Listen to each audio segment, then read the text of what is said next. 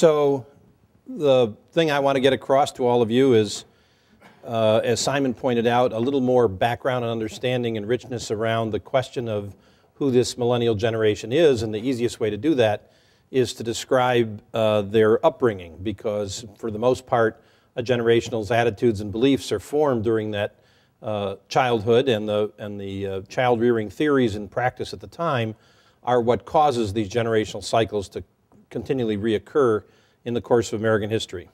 Put simply, it's the parents' fault, so that should be clear to all of you. And so there's 7 attributes of millennials. We'll tick them off real fast here. First of all, they're special, and they've been told they've been special ever since their first births. Baby on board signs appeared in 1982, the first year of millennial births. They were usually on minivans, the first car invented by Detroit for the purpose of hauling around kids and designed for their parents to do so safely. And speaking of safety, here's a typical millennial out for a quiet play. Not exactly the way I remember going out to play, but because they're so special, you really can't have anything happen to them. And so they are completely sheltered in the way they're brought up. Anything involving youth safety is automatically popular. That's why we have Amber Alerts in this country now, and the whole host of laws designed to protect children, even though they're living in safer times than the people who are worried about them grew up in. In addition, by being told that you're special, and that every time you do something, you're told it was a nice job, and you're not told whether you won or lost, because that would hurt your self-esteem, you become very confident of your own ability, because this wonderful adult who you adore, adults actually, your mother and your father, are telling you you're really good almost every day. In fact, almost every hour of every day. And so they are very confident, they're very optimistic. 39% of millennials believe that the country will be better off when this election is over than it is right now. And one of the reasons they think so is because they're participating in it. And they make things better. And if you don't believe them, ask them. They're also very team-oriented. Now, I see some nods in the audience on the Barney thing. Okay, Barney was the most popular in terms of hours watched children's program during the time that millennials were growing up. Sesame Street, for you boomers, came along, still out there, still very popular, but not the thing. It's kind of the thing, but it's not the thing like Barney is. Okay, so how many of you have actually been able to sit down and watch an entire half-hour episode of Barney with your kids? Does anybody here make that claim? Oh, one person. Very brave of you. Okay, 2. Most Gen Xers sat their kid in front of the television with Barney and then ran out of the room. And the reason is, it's a really hard program to take, but here's its basic theory. First of all, it's about a purple dinosaur, which is about as different an individual as you can think of, right? And the whole notion is, doesn't matter how different people are, underneath they're all good and they're all the same, really. And every episode, Barney and his friends encounter some difficulty, and they have to find a solution that works for everybody, despite all their surface differences, that they can all agree upon. Those are the values that millennials were taught on how to solve problems and how to work things out, and the value of everybody. And so they're very much team-oriented. They're very much, as Mike said, looking for win-win solutions. And they will be the best behaved and best educated adults in history. Now, John's going to talk about the challenge that millennials face in the public schools that we asked them to learn in. And there's a real problem in those public schools, and the dropout rates are a real challenge. I'm going to let John, who I've had the pleasure of working with over the years when we served together in that White House, tell you more about what's being done to change it. But they will be powerful proponents of reforming the schools that they were taught in and making sure that not just them, but all of their friends, some of whom didn't make it through school, get great opportunities and all their friends' children.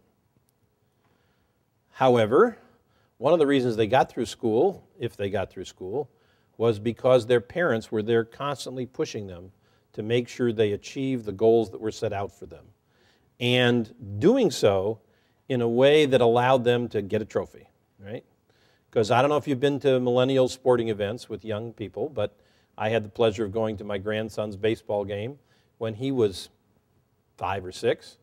And I was surprised to learn you don't actually keep score in baseball, and you don't really care about who wins or loses. But the best story was when he finished the year, everybody on the team got a trophy. And I'm not talking, a trophy. I'm talking a trophy, right? And so I naturally said to my grandson, hey, when your mother was growing up, I coached her girls softball team when she was 11 years old at the time, and we won the city championship.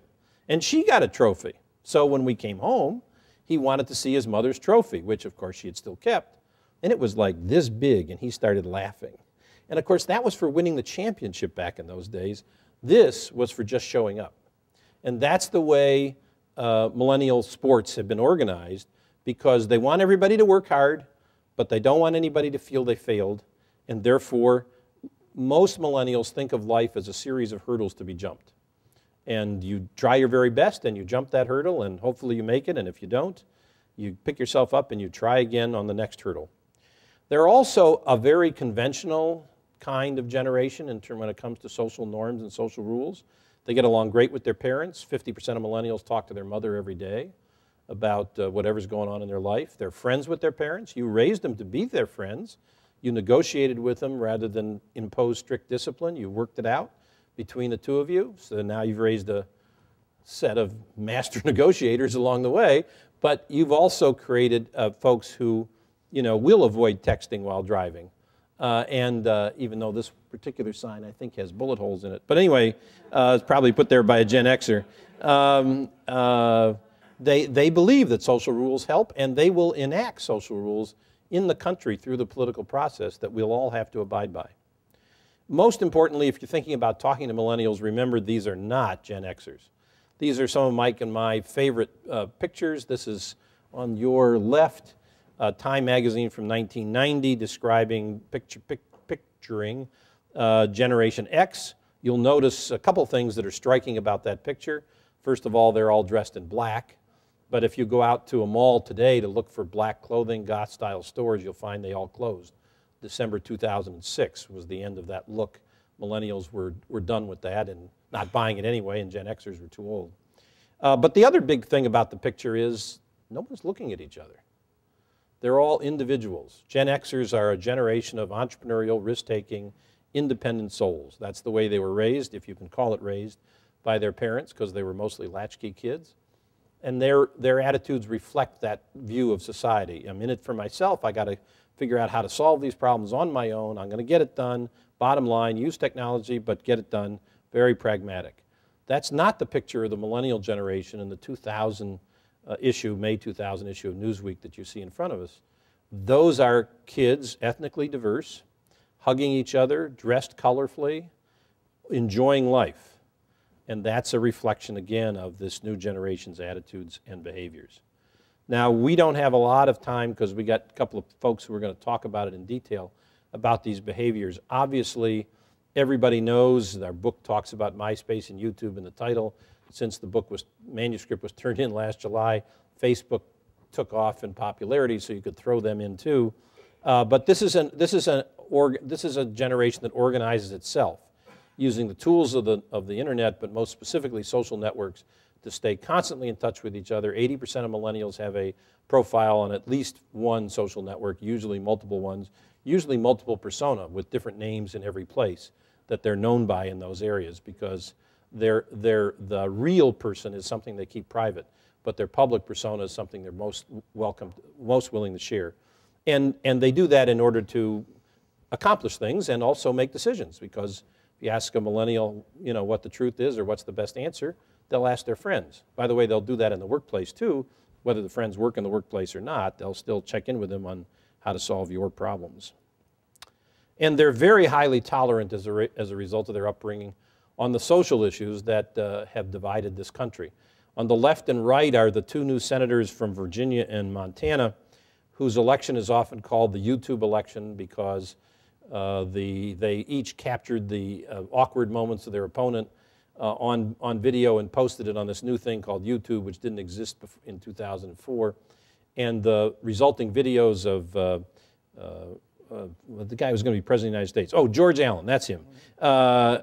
Calling this young fellow a macaca, and then in Montana, for those of you who don't remember Conrad Burns that we gave the boot to, he was caught falling asleep at congressional hearings, taking time out on his cell phone to talk to, quote, his little Guatemalan house painter, and other embarrassing incidents. Those YouTube videos were watched more frequently in those two campaigns than the commercials that either side ran.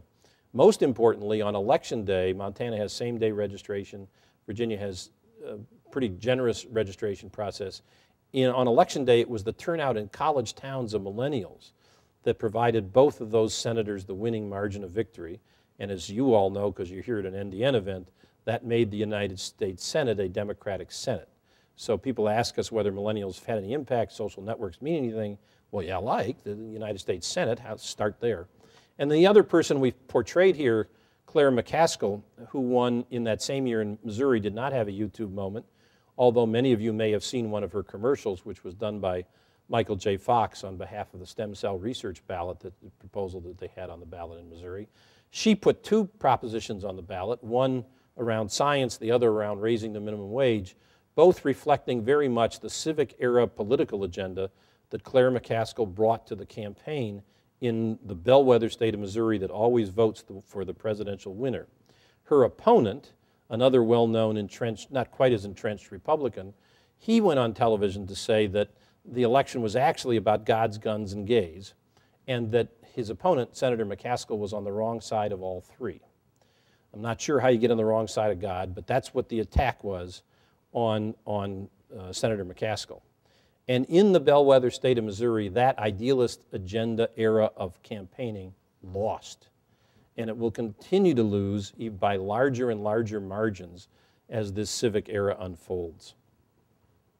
One last point, because it leads to some of the conversation you'll hear. Millennials are not only socially tolerant and more concerned about the kind of economic issues that Mike raised on making sure the economy works fairly for everybody. They're also multilateralists when it comes to foreign policy because, again, they're looking for a win-win solution that includes everybody. But they're also great volunteers. What you see here are two bars. The short one is 1984, and the large one is 2004. So the difference is a Gen X high school group and a millennial high school group, and it's the percentage of the people who participated during their high school career in voluntary community service activities. The difference is absolutely striking. And if you go and ask millennials whether they believe that community service, volunteer service, not only can help their local government or their local community, which is a fairly easy proposition for people to accept, but if you ask them as well about the nation, 85% of millennials believe that voluntary activity will make this country better. That's the degree of commitment to civic activity that they bring to the table. One more piece of evidence, the country does have 3 official volunteer corps like the Peace Corps and VISTA, and the percentage of Gen Xers among all the volunteers for those federal programs in 1989, when they were in fact Gen Xers, 16 to 24-year-olds, was only about 13% of the total volunteer population that the federal government was able to attract. By the time 2006 rolled around and those people were all millennials, they made up of over 1/4 of those volunteers. So this is a generation interested in social entrepreneurship. They're interested in making the world better, the place than they found it. And we're going to hear now from a couple of folks who are helping to organize that activity and channel it in very positive directions. Thanks. Thanks, Mark.